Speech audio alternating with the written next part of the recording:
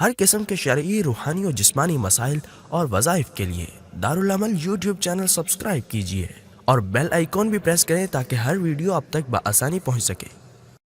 اور چوتھی چیز لیلۃ الجائزہ ہے۔ جائزہ عربی میں کہتے ہیں انعام کو، اور لیلہ کہتے ہیں رات کو۔ لیلہ کو بھی لیلہ اسی لیے کہتے ہیں، یہ جو لیلہ مجنوں مشہور ہے اس کو لیل جب رات کو کہتے ہیں، تو لیلہ کو لیلہ اسی لیے کہتے ہیں کہ یہ جب پیدا ہوئی تو کالی تھی، رنگ کی کالی تھی، تو ماں باپ نے اس کا نام ہی لیلہ رکھ دیا۔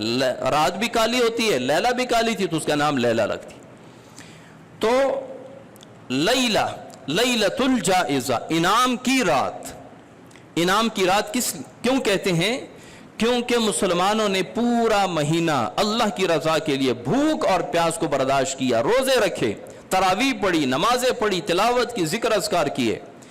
تو جب لیلۃ الجائزہ آیا، یعنی چاند رات، لیلۃ الجائزہ کو ہمارے ہاں چاند رات کہتے ہیں، عید الفطر کی رات۔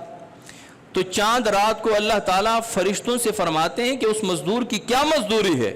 ایک روایت میں تو جب وہ عید الفطر کی نماز کے لیے جا رہے ہوتے ہیں تو اللہ تعالیٰ فرماتے ہیں، ایک روایت میں کہ لیلۃ الجائزہ، چاند رات کو اللہ تعالیٰ فرشتوں سے فرماتے ہیں کہ اس مزدور کی کیا مزدوری ہے جو اپنا کام پورا کرے، مزدوری پوری دے۔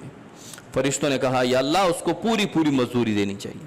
تو اللہ تعالیٰ ان سب کی مغفرت کا اعلان فرما دینا کہ میں نے ان سب کو بخش دیا۔ تو بخش سے زیادہ انعام اور کیا ہو سکتا ہے؟ بادشاہ جو ہے وہ کسی مجرم پر پھانسی کا آرڈر چڑھا ہوا ہے، اور بادشاہ اس کے لیے لکھے کہ اس کے لیے 1 کلو سونا لکھ دو، 10 کلو چاندی لکھ دو۔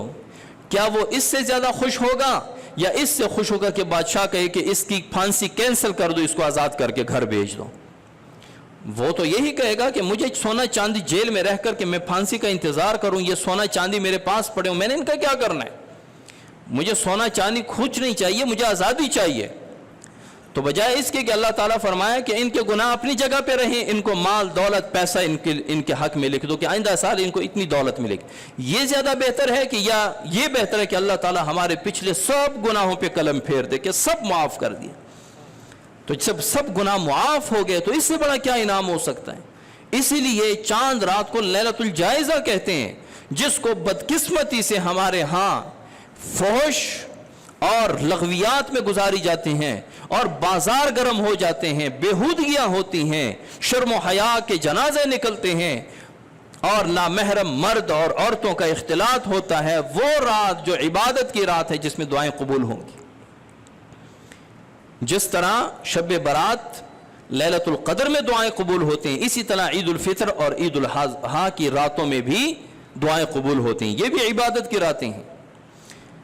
تو یہ چند چیزیں ہیں، چند دن رہتے ہیں۔